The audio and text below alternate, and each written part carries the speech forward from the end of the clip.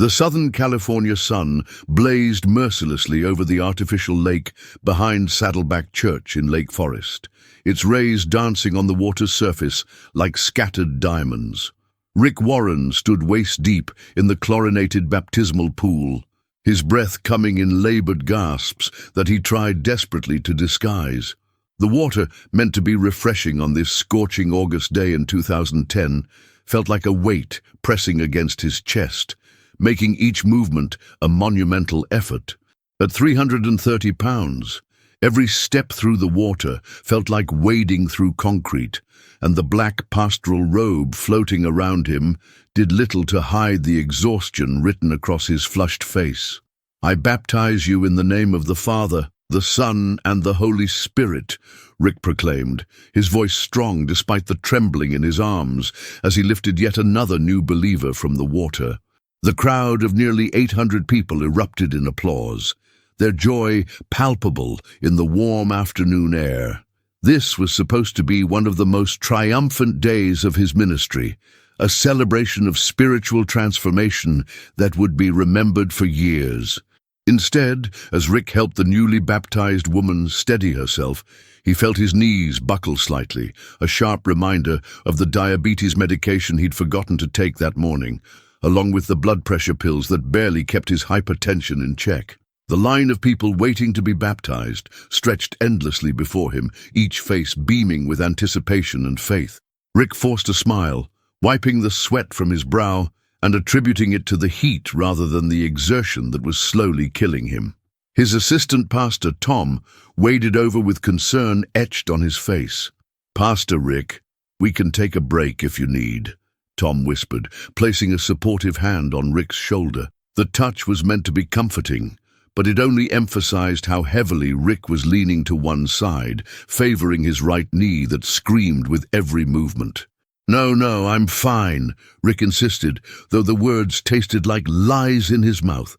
How could he preach about the body being a temple of the Holy Spirit when his own temple was crumbling?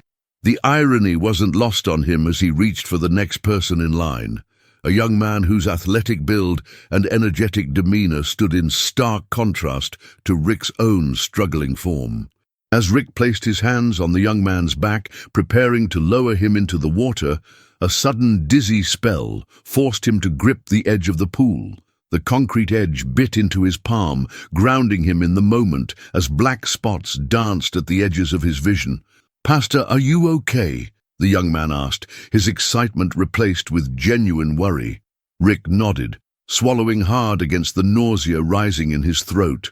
He completed the baptism, but as he raised the young man from the water, Rick caught his reflection in the rippling surface. The distorted image showed a man he barely recognized, swollen and exhausted, a far cry from the energetic young pastor who had founded this church decades ago. The revelation hit him harder than any sermon he'd ever preached. He was slowly committing suicide with a knife and fork, and his congregation was watching it happen in real time. That evening, after the last person had been baptized and the crowds had dispersed, Rick sat alone in his office, still damp from the day's events. The walls were lined with photos from his missionary trips, book tours, and presidential meetings, testament to a life dedicated to serving others.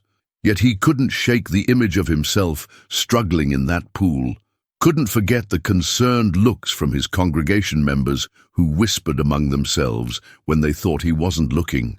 His desk drawer contained a pharmacy's worth of medications: metformin for diabetes, lisinopril for blood pressure, statins for cholesterol, and a handful of others he took daily just to function. At 56 years old, he was taking more pills than his elderly mother. Kay, his wife of 35 years, knocked softly before entering. She carried a plate of food from the church potluck, the aroma of fried chicken and potato salad filling the room. "You need to eat something," she said gently, setting the plate before him. Rick stared at the food, suddenly seeing it not as comfort but as chains that bound him to his deteriorating health. "Kay," he said, his voice breaking slightly, "I almost couldn't finish today. I almost couldn't complete the baptisms." The admission hung heavy between them, a truth too painful to ignore any longer. "I know," Kay replied, sitting down across from him, her own eyes filling with tears. "I've been watching you fade away for years, Rick. The congregation sees it too. How can we lead them spiritually when we can't even lead ourselves physically?" Her words weren't accusatory, but filled with a shared pain. She too had struggled with her weight, though not to Rick's extent. The stress of ministry, the constant church events centered around food, the emotional eating that came with counseling grieving families and celebrating with joyful ones. It had all taken its toll on both of them. As the orange California sunset painted his office in warm hues, Rick made a decision that would change not just his life, but the lives of thousands. He pulled out a legal pad and began writing, his hand steady for the first time all day. "What if," he said to Kay, "what if we made this journey together, not just you and me, but the entire church?" The idea seemed audacious, even presumptuous, but something deep within him, perhaps that still small voice he'd learned to recognize over decades of ministry, urged him forward. Tomorrow he would stand before his congregation not as their spiritual leader, but as a fellow struggler, ready to embark on the most challenging transformation of his life. The worship center at Saddleback Church could hold 3,500 people, and on this particular Sunday morning in September 2010, nearly every seat was filled. The contemporary worship band had just finished their set, the last notes of guitar and drums fading into expectant silence. Rick Warren stood backstage, his hands trembling not from low blood sugar this time, but from the vulnerability of what he was about to do. The index cards in his hand contained not a sermon about faith or purpose, but a confession that would strip away the pastoral facade he'd hidden behind for years. "Church family," Rick began as he walked onto the stage, noticing how even this short walk left him slightly winded. "I need to share something with you that's been weighing on my heart and quite literally on my body." A nervous chuckle rippled through the congregation, but Rick could see the concern in their eyes. Many of them had been there for the baptism day, had witnessed his struggle. 6 weeks ago, while baptizing 827 of our new members, I had what I can only describe as a moment of divine clarity. As I stood in that pool, fighting for breath, struggling to lift each person, I realized I was being a poor steward of the body God gave me. The confession hung in the air like morning fog over the Pacific coast. Rick loosened his tie, a gesture that seemed to symbolically remove the barriers between pastor and congregation. "I'm morbidly obese," he stated plainly, the words sharp and honest. "I take enough medications to stock a small pharmacy. My diabetes is barely controlled, my blood pressure is through the roof, and my doctor tells me that if I don't change, I might not see my grandchildren graduate high school." Idei. The silence in the sanctuary was absolute, thousands of people holding their collective breath as their pastor laid bare his deepest shame. From the front row, Rick could see Mary Henderson, a widow in her 70s who'd been attending since the church's early days in a high school gymnasium. Her eyes were wet with tears, but she nodded encouragingly. Behind her sat the Johnsons, a young couple who'd recently joined, both of them struggling with their own weight issues. The demographics of his congregation suddenly became clear to Rick in a way they never had before. Orange County might be known for its beaches and fitness culture, but here in this room, the reality of American obesity was written on the bodies of his flock. "I've been thinking about the prophet Daniel," Rick continued, his voice growing stronger as he found his rhythm. "When he was taken to Babylon, he was offered the king's rich food and wine. But Daniel chose vegetables and water instead, not as a diet, but as an act of faith, trusting that God's way was better than the king's abundance." Rick pulled out his worn Bible, the pages automatically falling open to the book of Daniel. What if we did something radical together? What if we said no to the king's food that's killing us, the processed, the fried, the sugar-laden abundance that our culture tells us is normal? Dr. Mark Hyman, whom Rick had recently contacted after reading his books on functional medicine, had agreed to help design a program. Dr. Daniel Amen, the renowned psychiatrist and brain health expert from nearby Costa Mesa, had also expressed interest.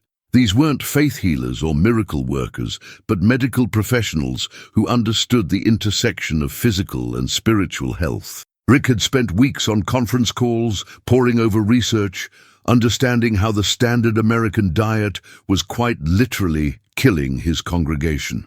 The irony of the acronym SAD wasn't lost on him. "I'm calling it the Daniel Plan," Rick announced, his voice carrying to the furthest corners of the sanctuary. "It's not a diet. It's not a quick fix. It's a lifestyle change that addresses not just what we eat, but how we think, how we move, how we connect with each other, and how we deepen our faith." He could see people leaning forward, smartphones coming out to take notes. The energy in the room was shifting from shock to interest, from pity to possibility. "I'm asking you to join me, not because I have answers, but because I need accountability. I need community. I need you." Tom Holliday, Rick's teaching pastor and brother-in-law, stood up from his seat on the platform. "I'm in, Rick," he said simply, his own struggle with weight evident in his labored movement. Then from the congregation, voices began calling out. "I'm in too, Pastor," shouted someone from the balcony. "Count me in," came another voice. Soon the sanctuary erupted in a chorus of commitment, people standing and applauding not for Rick's confession, but for the courage to address what so many had suffered in silence. After the service, the church lobby transformed into an impromptu support group. Small clusters of people gathered, sharing their own health struggles. Jennifer Martinez, a nurse at Mission Hospital, talked about watching her diabetic patients lose limbs, while she herself ignored her pre-diabetic diagnosis. Bob Chen, a successful tech entrepreneur who'd moved to Irvine for the lifestyle, admitted that his 70-hour work weeks had led to stress eating that packed on 60 pounds in 2 years.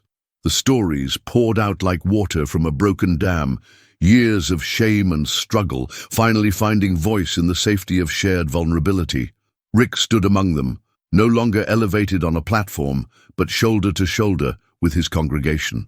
Kay had joined him, her own commitment to change evident in the way she'd already begun clearing out their pantry at home, replacing the comfort foods with fresh vegetables from the Irvine Farmers Market.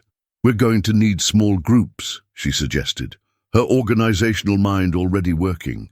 "People need to do this together, in community, not alone." Rick nodded, remembering how isolation had been his biggest enemy, how he'd hidden his late-night binges and secret fast food runs from everyone, even Kay. As the California sun set over the Santa Ana Mountains visible through the church's glass walls, Rick felt something he hadn't experienced in years. Hope. Not the theoretical hope of heaven, but the practical hope of change, of transformation possible in the here and now.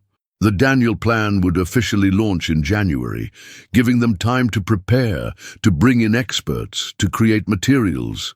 But the real work had already begun in the hearts of thousands who'd finally admitted that they needed help, that faith without works was dead, and that honoring God meant honoring the bodies He'd given them.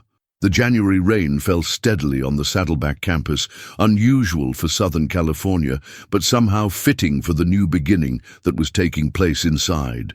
6 months had passed since Rick's confession, and the worship center had been transformed into what looked like a health expo.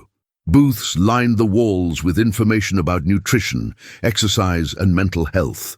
The smell of fresh vegetables and whole grains wafted from the demonstration kitchen that had been set up where the bookstore usually stood. Over 15,000 people had signed up for the Daniel Plan launch, forcing the church to organize multiple sessions throughout the weekend. Rick stood on the scale in the medical screening area, his heart pounding as he waited for the digital numbers to settle. 295 pounds. 35 pounds lost in the preparation phase alone, just from eliminating soda and late-night snacking. Dr. Hyman stood beside him making notes on his tablet. "Your blood sugar is down 20%, Rick. We're heading in the right direction. The medication bottles in Rick's pocket felt lighter, knowing that his doctor had already reduced 2 of his prescriptions. For the first time in a decade, his body was healing itself, rather than merely being maintained by pharmaceuticals. The transformation wasn't just physical. Rick had started walking the hills around his Trabuco Canyon home every morning, using the time for prayer and meditation rather than wolfing down a breakfast of processed cereals and pastries. The endorphins from exercise had replaced the sugar highs he'd chased for years. His sermons had taken on a new vitality, no longer delivered from behind a podium to hide his bulk, but with movement and energy that engaged the congregation in ways that surprised even him. The brain fog that had clouded his thoughts for years was lifting, revealing a mental clarity he'd forgotten was possible. But the journey wasn't without its struggles. 3 weeks into the program, Rick had faced his first major crisis. His son Matthew's suicide years earlier still haunted him, and food had been his medication for that grief. Standing in his kitchen at 2 a.m, staring at the refrigerator like an old enemy, Rick had felt the familiar pull of emotional eating, the stress of leading such a public transformation, the fear of failure, the weight of 15,000 people looking to him for inspiration. It all crashed down at once. Kay had found him there, not eating but crying, finally grieving properly for the first time without food as his crutch. The small groups that had formed throughout Orange County had become lifelines for many. In Laguna Beach, a group of teachers met before school to walk along the coastal trail. In Anaheim, night shift workers from Disneyland gathered for healthy potlucks that accommodated their unusual schedules. The diversity of the groups reflected the melting pot of Southern California. Korean grandmothers sharing kimchi recipes, Mexican families teaching others how to make cauliflower tortillas, Persian members introducing the congregation to pomegranate and walnut stews that were both delicious and nutritious. Food had always been a cultural bridge in California, but now it was becoming a bridge to health rather than disease. Steve Willis, a sheriff's deputy from San Juan Capistrano, had become one of the program's most inspiring success stories. Standing before the congregation during a testimony time, he shared how the Daniel Plan had saved not just his health, but his marriage. "I was angry all the time," he admitted, his uniform hanging loosely on his now smaller frame. "The sugar crashes, the inflammation, it affected my mood, my patience with my kids. My wife was ready to leave. Now 60 pounds lighter and medication-free, I'm not just a better cop, I'm a better husband and father." His wife stood beside him, her own transformation evident, both of them crying as the congregation erupted in supportive applause. The medical professionals involved were astounded by the results they were seeing. Dr. Amen's brain scans showed improved cognitive function in participants. Dr. Hyman documented reversals in type 2 diabetes that traditional medicine said were impossible. But perhaps more impressive were the stories of community transformation. Saddleback's food ministry, which had traditionally served donuts and coffee at every event, had revolutionized its approach. The church's numerous recovery programs, from Celebrate Recovery to grief support groups, had integrated the Daniel Plan principles, recognizing that physical and emotional healing were inseparable. Rick's own transformation had become symbolic of the larger movement. Local news stations had picked up the story, and soon national media came calling. The sight of the purpose-driven pastor acknowledging his physical struggles resonated across denominational lines. Churches in Texas, Michigan, and Florida were launching their own Daniel Plan programs. But Rick was careful to keep the focus on sustainable change rather than dramatic before and after photos. "This isn't about becoming a supermodel," he said during a CNN interview, his tie still a bit loose from the weight loss.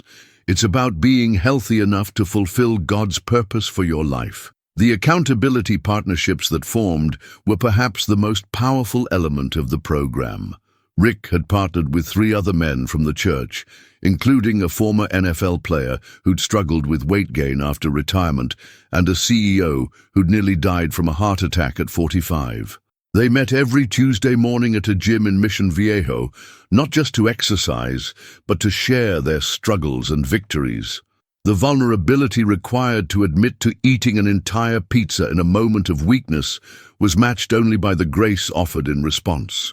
These weren't just workout partners, they were brothers in a battle against a culture that had normalized slow suicide by lifestyle. As spring arrived in Orange County, bringing with it the bloom of jacaranda trees and the return of beach weather, the Daniel Plan had become more than a program. It had become a movement. The church's parking lot farmers market had expanded to twice a week. Cooking classes filled up within minutes of registration opening. Running clubs that started with 5 people now had hundreds of members training for the Orange County Marathon. Rick himself had signed up for a 5K, something that 6 months ago would have been as impossible as flying. The man who could barely stand in a baptismal pool was now planning to cross a finish line, not for glory, but as a testament to the power of community-supported transformation. The morning of December 15, 2011, found Rick Warren standing in his closet, holding up a suit he hadn't worn in 15 years.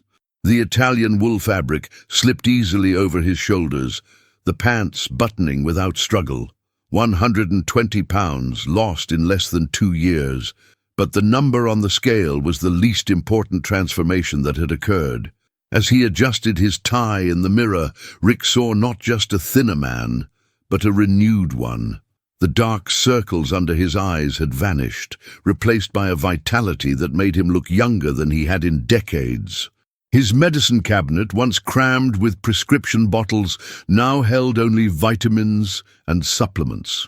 The Saddleback campus was preparing for the Daniel Plan's 2nd anniversary celebration, but the atmosphere was different from the desperate hope of that first gathering.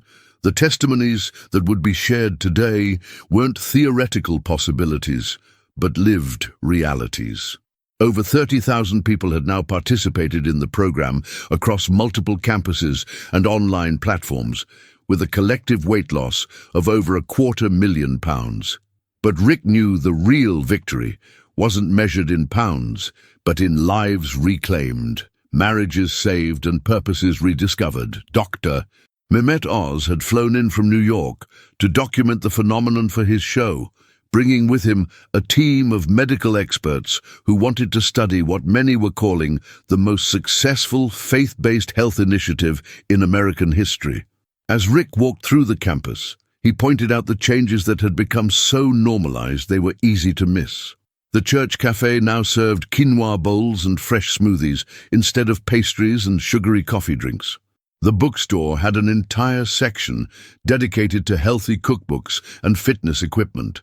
The children's ministry had replaced candy rewards with active games and fresh fruit, teaching the next generation that celebration didn't require sugar. Sarah Mitchell's story had become legendary within the congregation. A single mother of 3 from Costa Mesa, she'd joined the Daniel Plan while working 2 jobs and caring for her diabetic mother. "I didn't have money for a gym or organic food," she shared from the platform, her transformation evident not just in her appearance, but in her confidence. "But I had this community. People shared their vegetables from their gardens, taught me to cook beans and rice in ways that were both cheap and healthy, walked with me in the evenings when I couldn't afford a babysitter for a gym." She'd lost 80 pounds, reversed her pre-diabetes, and inspired her entire apartment complex to start a community garden. Her mother, influenced by her daughter's changes, had reduced her insulin dependence by half. The ripple effects had spread far beyond individual health. Local restaurants in Orange County had started adding Daniel Plan-approved items to their menus, marked with a special symbol. Employers were reporting decreased sick days and increased productivity among employees participating in the program. The health insurance company that covered Saddleback staff had documented a 40% reduction in claims, leading them to study the program as a model for other organizations. The economic impact of improved health was becoming impossible to ignore. Rick's own family had been transformed by the journey. Kay had lost 50 pounds and discovered a passion for hiking the trails of Crystal Cove State Park. Their adult children had adopted the principles, ensuring that the next generation of Warrens wouldn't inherit the health struggles that had plagued their parents. Family gatherings were no longer centered around excessive food, but around activities. Beach volleyball in Newport, hiking in the Cleveland National Forest, cycling along the San Juan Creek Trail. The Southern California lifestyle that had always been available to them was finally being lived rather than observed from the sidelines. The program had also faced its critics and challenges. Some accused Rick of straying from spiritual matters, of turning the church into a health club. Others pointed out the privilege inherent in having access to fresh food and safe places to exercise, valid concerns that had led to partnerships with food banks and community centers in underserved areas of Santa Ana and Anaheim. The church had started mobile farmers markets, bringing fresh produce to food deserts. They'd partnered with local schools to improve lunch programs. The Daniel Plan had evolved from a weight loss program to a social justice initiative, recognizing that health equity was a gospel issue. Standing before the packed sanctuary for the anniversary celebration, Rick felt the weight of responsibility differently than he had 2 years ago. Then, it had been the crushing burden of hypocrisy and physical limitation. Now, it was the sacred trust of thousands who joined him on this journey. "When I stood in that baptismal pool in 2010, he began, his voice strong and clear, I thought I was drowning. What I didn't realize was that God was preparing me for a different kind of baptism, one that would wash away not just spiritual death but physical decay." He pulled out a letter from his doctor, reading it aloud. "Mr. Warren's transformation has been nothing short of miraculous from a medical perspective. Complete reversal of type 2 diabetes, normalization of blood pressure, cholesterol levels that require no medication. But perhaps most remarkably, his inflammatory markers suggest a biological age 15 years younger than his chronological age." The congregation erupted in applause, but Rick raised his hand for silence. "This isn't my victory alone. Every person here who chose vegetables over chips, who walked instead of watching TV, who reached out for support instead of reaching for comfort food, you all made this possible." The celebration continued into the evening, with healthy food stations offering tastes from around the world, fitness demonstrations, and continuous testimonies of transformation. But the most powerful moment came when Rick stood in the baptismal pool once again, this time with energy and strength, baptizing new believers who'd found faith through the Daniel Plan. As he lifted each person from the water with ease, he remembered his struggle 2 years earlier. The pool that had nearly defeated him had become a symbol of victory. As the sun set over the Pacific, painting the sky in shades of pink and gold that only California could produce, Rick stood with Kay on the prayer mountain overlooking the church campus. Below them, thousands of people mingled, their laughter and conversation creating a symphony of community. "What's next?" Kay asked, slipping her hand into his. Rick thought about the book deals, the speaking engagements, the churches worldwide asking for help implementing the Daniel Plan. But his answer was simple. "Tomorrow morning, I walk my 5 miles, eat my vegetables, and meet with my accountability group. The plan doesn't end, Kay. It becomes who we are." The transformation of Rick Warren from morbidly obese and medication-dependent to healthy and vital had indeed become more than a personal victory. It had sparked a movement that challenged the American church to see physical health as spiritual discipline, to recognize that the body is indeed a temple worth maintaining. The Daniel Plan had proven that with faith, community, medical wisdom, and unwavering commitment, even the most daunting health challenges could be overcome. As the lights of Orange County twinkled below, Rick knew that his story was just one among thousands, each person writing their own chapter of transformation, one healthy choice at a time. The pastor who'd nearly collapsed in a baptismal pool had not only saved his own life, but had inspired a congregation to save theirs, proving that sometimes the greatest sermons aren't preached from pulpits, but lived in the daily choices of ordinary people choosing extraordinary change.